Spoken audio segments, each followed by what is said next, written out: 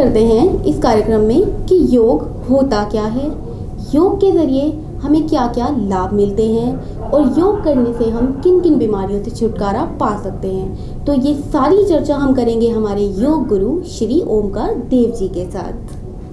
नमस्कार। आप हमें बताइए सबसे पहले कि योग होता क्या है। योग का जो शाब्दिक अर्थ है वह है जोड़ना। किसी भी दो चीज़ों को यदि आपस में जोड़ दिया जाए तब इस चीज़ का या इस शब्द का प्रयोग किया जाता है योग। तो योग का शाब्दिक अर्थ है जोड़ना। अब यदि अध्यात्म के क्षेत्र में हम देखें कि योग का क्या अर्थ है, तो अध्यात्म के क्षेत्र में योग का अर्थ है स्वयं को स्वयं के साथ जोड़ना। अर्थ शारीरिक रूप से, मानसिक रूप से, बौद्धिक रूप से, वैचारिक रूप से सभी संगठनों को एक साथ एक स्थान पर ले आना।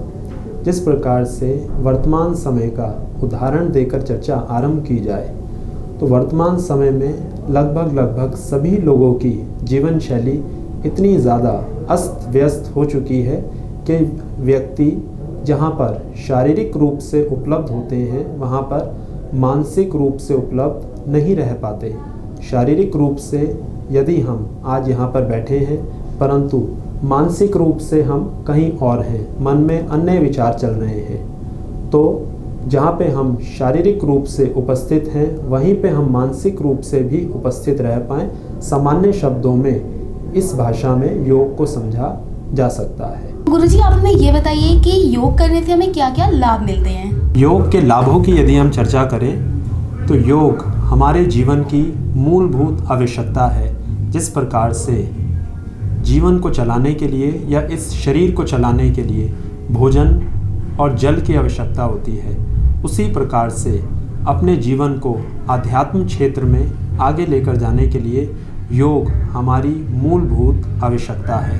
या फिर योग गृहस्थ जीवन में भी बहुत ही महत्वपूर्ण भूमिका निभाता है। यदि हम शारीरिक दृष्टि से देखें, मानसिक दृष्टि से देखें और फिर आध्यात्मिक दृष्टि से देखें, तीनों ही दृष्टि से योग के लाभों की हम चर्चा करें। योग अनेक प्रकार की बीमारियों में हमारी सहायता करता है। शारीरिक रूप से व्यक्ति को स्वस्थ रखता है। जो लोग पहले से ही स्वस्थ हैं वह अपने स्वास्थ्य को चिरकाल तक बनाकर रख सकते हैं।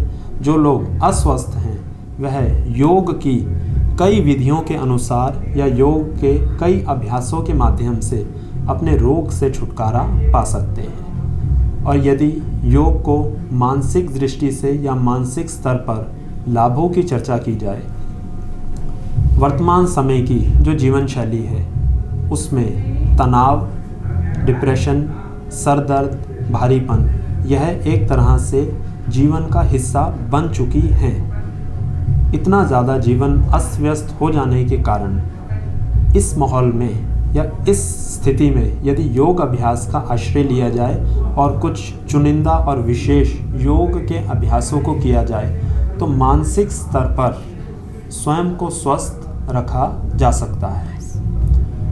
यदि आध्यात्म दृष्टि से हम योग की चर्चा करें, इसके लाभों को देखें, आध्यात्म के क्षेत्र में आगे बढ़ने के लिए योग ही एक इकलौता मार्ग है या रास्ता है जिसके ऊपर चलकर जिस प्रकार से महर्षि पतंजलि जी ने अष्टांग योग का परिचय दिया है उसमें यम, नियम, आसन, प्राणायाम, प्रत्याहार, धारणा, ध्यान और समाधि का विश्लेषण किया गया है।